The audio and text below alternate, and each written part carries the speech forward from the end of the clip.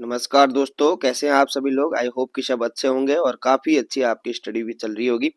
तो आज की क्लास दोस्तों जो रहने वाली है वो है यहाँ पे उत्तराखंड जो उत्तराखंड का इतिहास जो हम देख रहे हैं दोस्तों।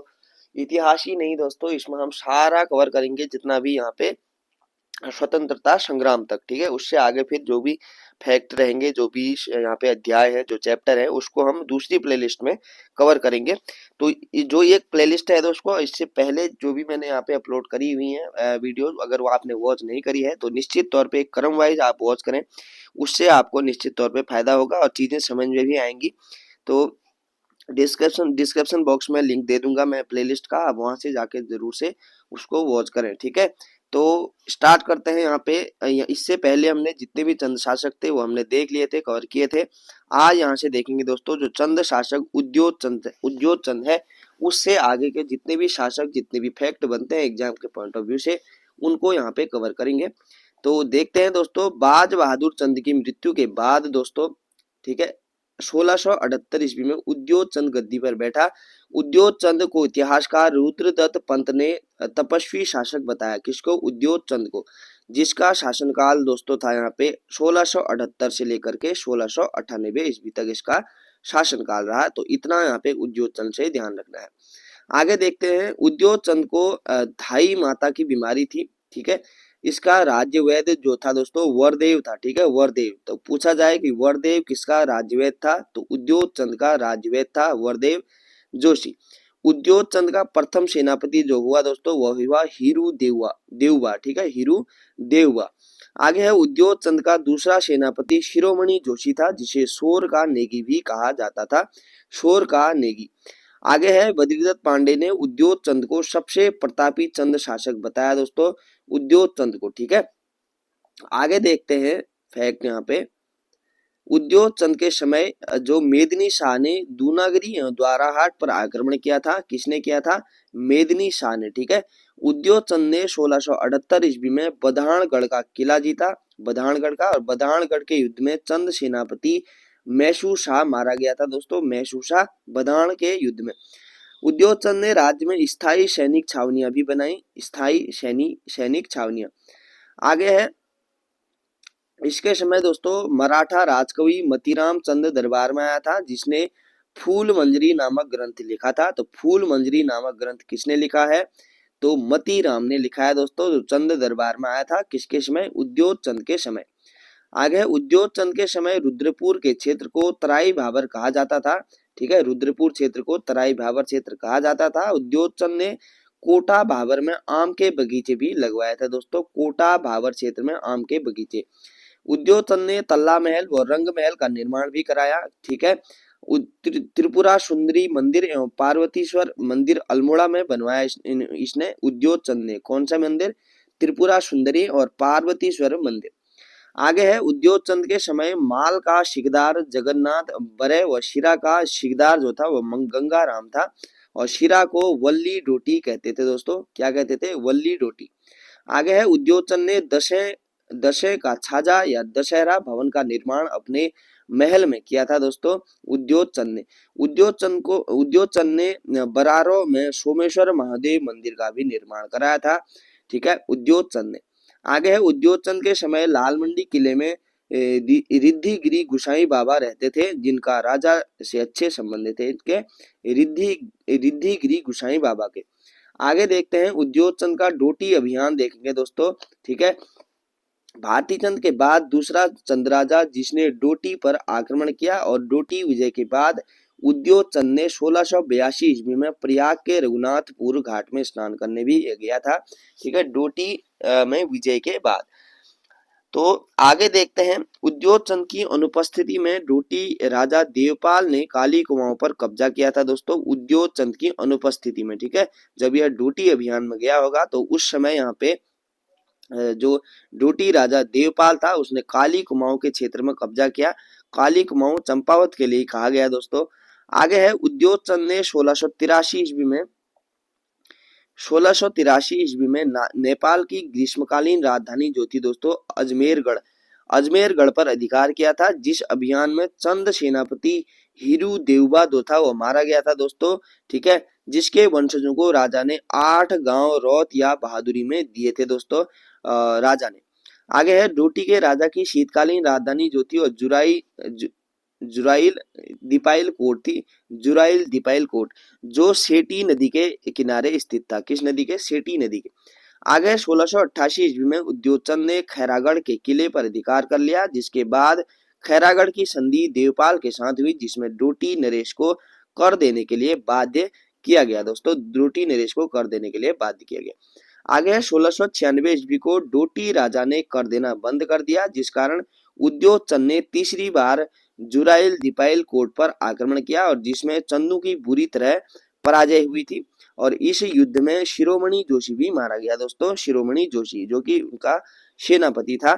आगे है उद्योगचंद ने युद्ध न करने का वचन लेकर शांति के तलाश में चला गया। दोस्तों उद्योगचंद, तो उद्योगचंद से इतने फैक्ट हमने यहाँ पे देखे, डोटी अभियान भी देखा, ठीक है। और दूसरा यह शासक था जिसने डोटी पर विजय प्राप्त की। दोस्तों आगे देखते हैं चंद शासक ज्ञानचंद द्वितीय के बारे में। एक ज्ञानचंद हमने ऊपर देखा प्रथम, अब यह द्वितीय देखेंगे। तो ज्ञानचंद ने 1698 ईस्वी से लेकर के 1708 ईस्वी तक शासन किया। ज्यादा समय शासन नहीं किया इसने। 1699 ईस्वी में इसने बधानगढ़ पर विजय प्राप्त की। दोस्तों बधानगढ़ पर विजय प्राप्त की ज्ञानचंद द्वितीय ने। आगे है ज्ञानचंद ने बधानगढ़ से नंदा देवी की स्वर्ण प्रतिमा अपने साथ लेकर अल्मोड़ा के नंदा देवी मंदिर में स्थापित की। इसने नंदा देवी की स्वर्ण जो प्रतिमा थी बधानगढ़ से लेकर के अल्मोड़ा में स्थापित की। ज्ञानचंद के समय गढ़वाल का राजा जो था वो था फतेह शाह, ठीक है। अभी हम यहाँ पे गढ़वाल का पवार वंश भी देखेंगे, टिहरी रियासत भी देखेंगे, तो उसके अंतर्गत भी चीजें यहाँ पे कॉन्सेप्ट क्लियर होंगे हमारे। चंद राज्य के पाली परगने को लूटा। दोस्तों किसने? चंद राज्य के पाली परगने को लूटा।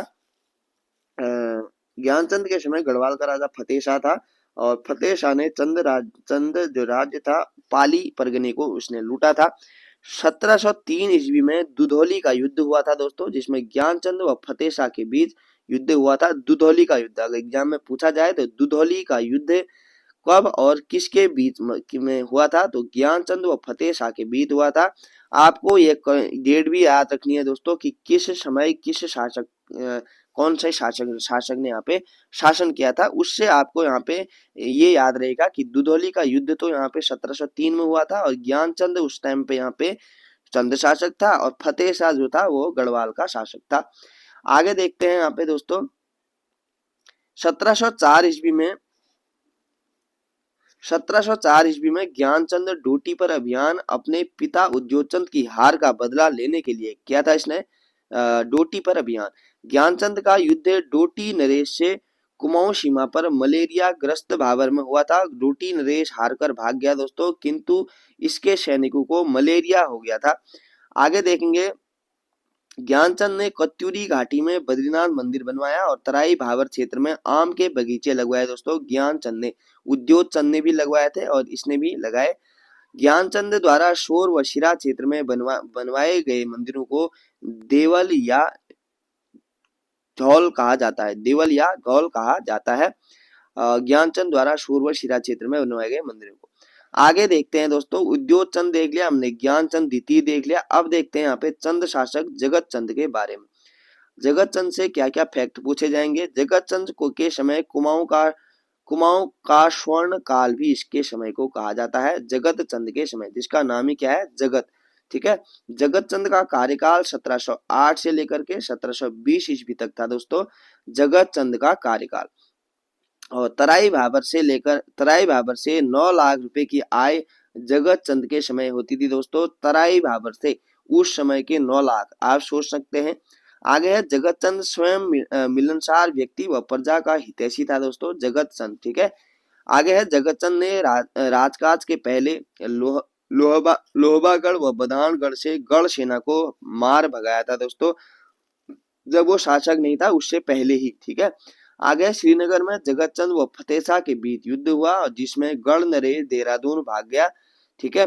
उसने श्रीनगर में कब्जा कर एक ब्राह्मण को दान में दे दिया था दोस्तों, श्रीनगर को, ठीक है। श्रीनगर में कब्जा किया, उसके बाद एक ब्राह्मण को दान में दे दिया। आगे जगत चंद के समय फतेह शाह ने कत्यूरी घाटी में आक्रमण किया और बैजनाथ घाटी को लूटने के बाद गरसार ग्राम बद्रीनाथ मंदिर को चढ़ा दिया दोस्तों। किसने? फतेह शाह ने। आगे जगत चंद ने मुगल बादशाह को कीमती पहाड़ी चीजें भेंट की थी और मुगल शासक ने उसे अभय दान दिया था। ठीक है, जगत चंद को। आगे है जगत चंद ने जुआरियों पर कर लगाया था। जुआरियों पर कर लगाने वाला शासक था जगत चंद। आगे जगत चंद की मृत्यु जो है वो चेचक के कारण हुई थी 1720 ईस्वी में। ठीक है, चेचक के कारण। जगत चंद के बरम मुआनी ताम्रपत्र से ज्ञात होता है कि जगत चंद के समय वीरेश्वर जोशी वैद्यकुड़ी ने बधानगढ़ की जासूसी की थी। यह जानकारी मिलती है मुआनी ताम्रपत्र से। आगे है ज्ञानचंद ने वीरेश्वर जोशी को जमीनें रौत के रूप में दी थी। किसको दी थी? वीरेश्वर जोशी को। आगे जगत चंद ने 1000 गाय दान की थी, जिस कारण इसे गोसहस्त्र दान कहते थे। क्या कहते थे? गोसहस्त्र दान। तो यहाँ पे जगत चंद से भी हमने देख लिए हैं। आगे देखेंगे चंद वंश का अवनति काल। ठीक है, तो अवनति काल देखते हैं दोस्तों।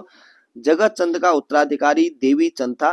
कौन था? देवी चंद, जो 1720 से लेकर 1720 ईस्वी से चंद वंश का अवनति काल शुरू होता है और देवी चंद ने 1720 ईस्वी से लेकर 1726 ईस्वी तक इसने शासन किया था।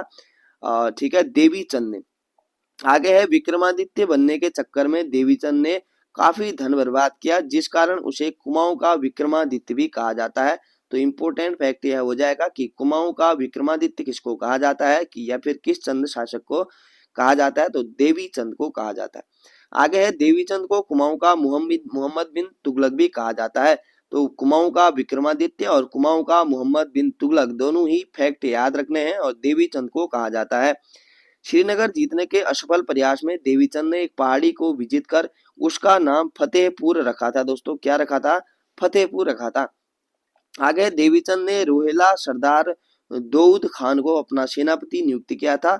किसको किया था? दाऊद खान। तो दाऊद खान किसका सेनापति था? देवीचंद का। देवीचंद के समय काकड़ी घाट में बाबा हर्षदेवपुरी रहते थे, जो देवीचंद को देबुआ कहकर पुकारते थे। दोस्तों देबुआ कहकर। ठीक है, बाबा हर्षदेवपुरी रहते थे। आगे है देवीचंद की हत्या उसके बिष्ट दरबारियों में मणिक बिष्ट व उसके पुत्र पूरनमल ने की थी। दोस्तों तो मणिक बिष्ट और पूरनमल ने यहाँ पे देवीचंद की हत्या की थी। देवीचंद के बाद क्रमशः दोस्तों अजीत चंद, कल्याण चंद, दीप चंद, मोहन चंद, प्रद्युम्न चंद एवं शिवचंद और अंतिम राजा जो था महेंद्र चंद आदि कुमाऊं की गद्दी पर बैठे। अजीत चंद के समय पूरनमल एवं उनके पिता मनिका चंद गौड़ बिष्ट के अन्यायपूर्ण शासन को कुमाऊं में गैडागर्दी कहते थे। क्या कहते थे? गैडागर्दी कहते थे। तो यही था दोस्तों चंद वंश का अवनति काल। ठीक है, आगे देखते हैं चंद शासक कल्याण चंद चतुर्थ। ठीक है, कल्याण चंद चतुर्थ, इनको देखेंगे। कल्याण चंद का कार्यकाल जो था दोस्तों 1730 से लेकर के 1747 तक इसका शासनकाल रहा। राजा बनने से पूर्व कल्याण चंद जो था वो डोटी में कल्याण सिंह के नाम से मजदूरी करता था और अनपढ़ राजा यह था दोस्तों कल्याण चंद चतुर्थ। ठीक है, तो यह 1790 ईस्वी तक चलेगा दोस्तों। 1790 ईस्वी के बाद फिर यहाँ पे गोरखा शासन स्थापित हो जाता है, उसको भी हम देखेंगे आगे आगे जैसे बढ़ेंगे। कल्याण चंद चतुर्थ के समय यहाँ पे 1743 से 1745 ईस्वी को कुमाऊं पर रुहेलों का आक्रमण हुआ दोस्तों, कल्याण चंद चतुर्थ के समय। अब पूछा जाए कि रुहेलों का आक्रमण कब हुआ था, किस डेट को हुआ था, तो याद रखना है 1743 से लेकर के 45 के बीच हुआ था और शासक था यहाँ पे कल्याण चंद चतुर्थ। 1743-44 ईस्वी में रुहेलखंड या कटेहर के सरदार अली मोहम्मद खान ने कुमाऊं पर आक्रमण किया था। रोहिला आक्रमण के समय गढ़वाल शासक जो था प्रदीप शाह कल्याण चंद की इसने मदद की थी दोस्तों, प्रदीप शाह ने। ठीक है, आगे है कल्याण चंद चतुर्थ ने मुगल बादशाह रंगीला को भेंट देने के लिए जागेश्वर मंदिर से ऋण लिया था दोस्तों। कल्याण चंद चतुर्थ ने कल्याण चंद को काशीपुर में मुगल वजीर कमरुद्दीन ने गॉड ऑफ ऑनर दिया था। किसने? कल्याण चंद को काशीपुर में मुगल वजीर कमरुद्दीन ने। आगे है कल्याण चंद चतुर्थ ने अल्मोड़ा में चौमहला महल बनवाया दोस्तों, तो याद रखना है चौमहला महल किसने बनवाया? कल्याण चंद चतुर्थ ने बनवाया। वह अपनी राजधानी को राजबुंगा कहता था दोस्तों, राजबुंगा। ठीक है, आगे है कल्याण चंद ने लच्छी गोसाई मनराल को शयानाचारी सौंपी, जो दोस्तों 16 गांवों का शयाना था। कौन? लच्छी गोसाई मनराल। ठीक है, कल्याण चंद चतुर्थ के समय बलीराम चौधरी क्या था, लेखक था। ठीक है, बलीराम चौधरी क्या था, इनके दरबार में लेखक था। आगे है कल्याण चंद चतुर्थ के समय अवध के नवाब मंसूर अली खान ने कुमाऊं के तराई पर अधिकार कर लिया था और शिवदेव जोशी को बंदी बनाया था दोस्तों, शिवदेव जोशी को। कल्याण चंद्रोदयम पुस्तक के लेखक हैं कवि शिव। ठीक है, ये एग्जाम में कई बार पूछा भी गया है क्वेश्चन कि यहाँ पे कल्याण चंद्रोदयम पुस्तक के लेखक कौन है, तो कवि शिव यहाँ पे पुस्तक के लेखक हैं, जो कल्याण चंद का राज कवि था दोस्तों। ये भी याद रखना है कि कवि शिव किसके यहाँ पे राज कवि थे, तो यहाँ पे कल्याण चंद्र चतुर्थ के। आगे है राजा बनने के बाद कल्याण चंद ने गैड़ा गर्दी शासन के नायक पूरनमल और मानिक चंद को मारने के आदेश दिए थे दोस्तों। ठीक है, जीवन के अंतिम समय में कल्याण चंद चतुर्थ की आंखों की रोशनी चली गई थी। तो यहाँ पे इतने फैक्ट याद रखने हैं। आगे देखते हैं यहाँ पे शिवदेव जोशी के बारे में। शिवदेव जोशी कुमाऊं के कौटिल्य के नाम से जाने जाते हैं। शिवदेव जोशी। इतिहासकार नित्यानंद मिश्र ने शिवदेव जोशी को कुमाऊं का शिवाजी कहा और शिवदेव जोशी कल्याण चंद चतुर्थ के क्या थे, सेनापति थे। क्या था, सेनापति। तो इतिहासकार नित्यानंद मिश्र जो है शिवदेव जोशी को कुमाऊं का शिवाजी कहते हैं। पूछा जाए कि कुमाऊं के कौटिल्य, कुमाऊं का शिवाजी किसको कहा जाता है, तो शिवदत्त जोशी को। ठीक है, या शिवदत्त जोशी या फिर शिवदेव जोशी भी कह सकते हैं। आगे शिवदत्त जोशी ने रोहिला आक्रमण का डटकर सामना किया था दोस्तों, जो कब हुआ था, 1743 से लेकर के 45, अभी हमने देखा था ऊपर। आगे शिवदेव जोशी को सम्मान स्वरूप तराई भाबर का प्रबंधन दिया गया था। कल्याण चंद ने शिवदेव जोशी को बख्शी की उपाधि दी थी दोस्तों। किसकी उपाधि, बख्शी की। शिवदेव जोशी को अल्पवयस्क पुत्र दीपचंद का संरक्षक नियुक्त किया गया और जिसका कारण शिवदेव जोशी को कुमाऊं का बैरम खां भी कहा जाता है। तो शिवदत्त जोशी से यहाँ पे महत्वपूर्ण फैक्ट बनते हैं, याद रखने हैं। एक बार आप रिकॉल करके चलना दोस्तों। ठीक है, दोबारा से देख के चलना। आगे है कल्याण चंद चतुर्थ के उत्तराधिकारी देखते हैं दोस्तों। पहले उत्तराधिकारी होते हैं यहाँ पे दीपचंद। ठीक है, दीपचंद जो था कल्याण चंद चतुर्थ का उत्तराधिकारी था, जो 1748 ईस्वी में दीपचंद कुमाऊं का शासक बना, जिसके समय पानीपत का तीसरा युद्ध 1761 ईस्वी में हुआ था। जिस युद्ध में मुगल बादशाह के कहने पर दीपचंद ने मराठों के विरुद्ध सैन्य टुकड़ी भेजी थी, ये भी ध्यान देना है। आगे है पानीपत के तीसरे युद्ध में मराठों के खिलाफ 4000 कुमाऊनी सेनापति हरिराम एवं उप सेनापति बीरबल नेगी के आधिपत्य में भेजी गई थी। कौन थे, सेनापति हरिराम थे और उप सेनापति जो थे वो थे बीरबल नेगी। आगे पानीपत के तीसरे युद्ध में कुमाऊं सेना पहाड़ी हथियार के साथ बहादुरी से लड़े थे, जिसके लिए एटकिंसन लिखते हैं कि पहाड़ी लोगों ने रॉकेट एवं हैंड ग्रेनेड में अपना अच्छा कौशल दिखाया है। कौन कहते हैं ऐसा, एटकिंसन महोदय। आगे देखते हैं दोस्तों, पानीपत के युद्ध के समाप्ति के बाद मुगल बादशाह ने कुमाऊं सेनापति से मिलने की इच्छा प्रकट की थी और लूट के माल में से मकना नामक हाथी, जेवरात एवं अन्य बहुउपयोगी चीजें राजा दीपचंद के लिए भेजी थी दोस्तों। किसने, मुगल बादशाह। आगे देखेंगे दीपचंद बड़े ही मिलनसार एवं दयालु प्रकृति के नृपति थे। ठीक है, उनसे कुछ भी मांगने पर ना कहना तो जानते ही नहीं थे, जिस कारण उन्हें बहुत सी जागीरें लोगों को प्रदान की थी दोस्तों उन्होंने। आगे देखेंगे राजा दीपचंद व उनके साथ उनके 2 लड़कों को शिराकोट के किले में कैद करके रखा गया था, जहां उनकी मौत हो गई थी दोस्तों दीपचंद की। आगे तामाढोंग का युद्ध होता है 1755 ईस्वी में और शिवदत्त जोशी एवं गढ़ सेनापति नरपति गुलेरिया के बीच यहाँ पे यह युद्ध होता है, तामाढोंग का युद्ध 1755 ईस्वी में। आगे शिवदेव जोशी के मरने के बाद दीपचंद ने हर्षदेव जोशी को बख्शी बनाया दोस्तों। किसने, शिवदेव जोशी के मरने के बाद हर्षदेव जोशी को यहाँ पे बख्शी बनाया। दीपचंद के भाई जो थे वो थे मोहनचंद। मोहनचंद की गद्दी जो थी हड़प ली थी हर्षदेव जोशी ने, बंदी बना लिया था इसको, लेकिन वह किसी तरह वहां से भाग निकला। कौन, मोहनचंद। ठीक है, आगे है हर्षदेव जोशी ने गढ़वाल के शासक ललित शाह को कुमाऊं पर आक्रमण के लिए आमंत्रित किया था। किसने किया था, हर्षदेव जोशी ने। भोगाली पुखर युद्ध होता है 1779 ईस्वी में ललित शाह की सेना व मोहनचंद के बीच होता है, जिसमें मोहनचंद लखनऊ भाग जाता है दोस्तों, मोहनचंद। ललित शाह ने अपने पुत्र प्रद्युम्न शाह को कुमाऊं की गद्दी पर बैठाया और हर्षदेव जोशी को प्रधानमंत्री नियुक्त किया दोस्तों। हर्षदेव जोशी को, प्रद्युम्न शाह जो थे वो थे यहाँ पे 1779 से 1786, ठीक है, 1786 ईस्वी तक कुमाऊं की गद्दी पर बैठे, जिसने स्वयं को दीपचंद का दत्तक पुत्र घोषित किया प्रद्युम्न शाह ने। आगे जयकृत शाह की मृत्यु के बाद प्रद्युम्न शाह श्रीनगर आ गया था, ठीक है। और ये हम यहाँ पे गढ़वाल का जो इतिहास देखेंगे उसमें हम यहाँ पे देखेंगे। तो 1786 में गढ़वाल एवं कुमाऊं कुछ समय के लिए प्रद्युम्न शाह के अधीन हो गया था। हर्षदेव उसके प्रतिनिधि के रूप में कुमाऊं का शासन करने लगा। मोहनचंद ने शासन खाली होने का फायदा उठाकर कुमाऊं की गद्दी हथिया ली थी दोस्तों। मोहनचंद दूसरी बार कुमाऊं का राजा बना दोस्तों, मोहनचंद। हर्षदेव जोशी ने सशक्त सेना तैयार कर 1786 ईस्वी में पाली गांव के युद्ध में मोहनचंद को हराया था। तो पाली गांव का युद्ध किसके बीच हुआ था? हर्षदेव जोशी और मोहनचंद के बीच हुआ था। हर्षदेव जोशी 61वां चंद शासक था, जिसमें शिवचंद को शासक बनाया और शिवचंद को मिट्टी का महादेव कहा जाता है। तो कौन सा चंद शासक को मिट्टी का महादेव कहा जाता है? तो शिवचंद को कहा जाता है। आगे है, इसके बाद मोहनचंद के भाई लाल सिंह ने रामपुर के नवाब की सहायता से कुमाऊं की गद्दी हथिया ली थी दोस्तों। लाल सिंह ने, ठीक है। आगे है, लाल सिंह ने मोहनचंद के पुत्र महेंद्र चंद को गद्दी पर बैठाकर खुद उसका प्रधानमंत्री बन गया, लाल सिंह, ठीक है। अंतिम चंद शासक महेंद्र चंद दोस्तों ये थे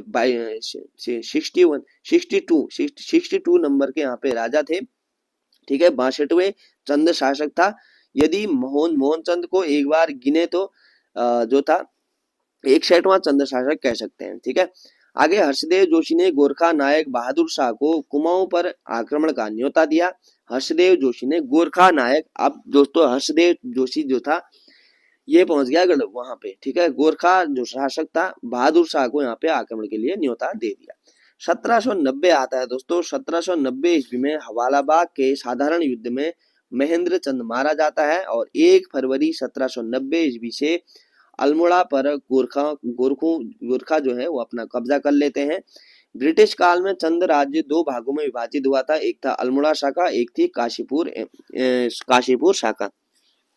महेंद्र चंद के पुत्र प्रताप चंद को अंग्रेजों ने कुछ गांव जागीर के रूप में प्रदान की थी और काशीपुर शाखा में लाल सिंह के पुत्र गुमान सिंह ने राज किया, जिसके दरबार में कवि गुमानी पंत रहते थे। किसके दरबार में?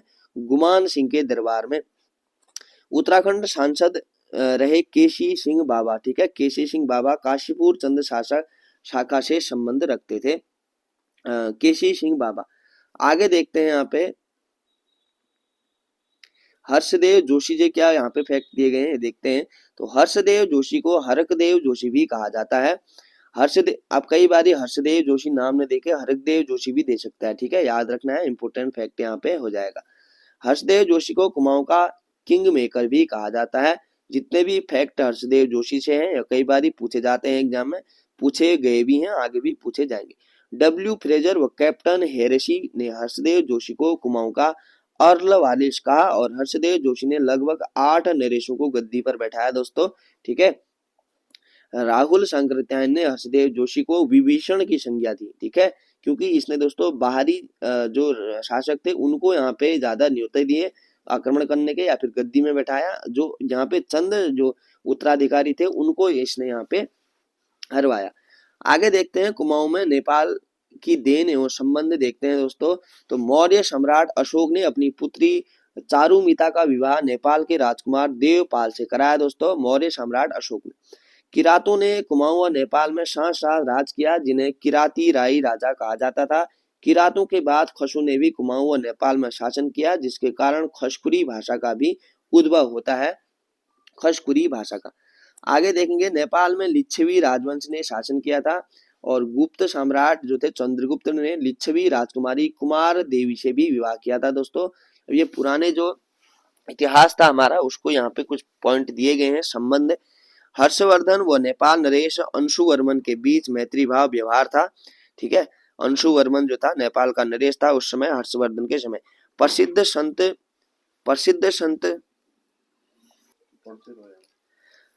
प्रसिद्ध संत हुए दोस्तों गुरु गोरखनाथ ने नेपाल में धर्म प्रचार किया था। उत्तर प्रदेश में गोरखपुर और नेपाल की गोरख पहाड़ी का नामकरण इन्हीं के नाम पर हुआ। किनके नाम पर? गुरु गोरखनाथ के नाम पर। ठीक है, आगे है अल्मोड़ा में घर घर पूजा जाने वाला गंगनाथ जो है दोस्तों, गंगनाथ जो नेपाल के साधु बनकर कुमाऊं आए थे, वह स्वयं चंद्रवंशी राजकुमार थे दोस्तों। कौन? गंगानाथ बाबा। ठीक है, प्रसिद्ध फकीर गोपीचंद नेपाल के रहने वाले थे। नेपाली भाषा नेवारी व खशकुरी का प्रभाव कुमाऊनी भाषा में भी देखने को मिलता है। कुमाऊं का हिल जात्रा उत्सव नेपाल की देन है। नेपाल में इसे इंद्र जात्रा कहते हैं और कुमाऊं में प्रचलित हरेला, घरुड़िया त्योहार एवं ओल्गा प्रथा नेपाली रीति रिवाज है दोस्तों। ओल्गा हो गया, घरुड़िया त्योहार हो गया और हरेला हो गया।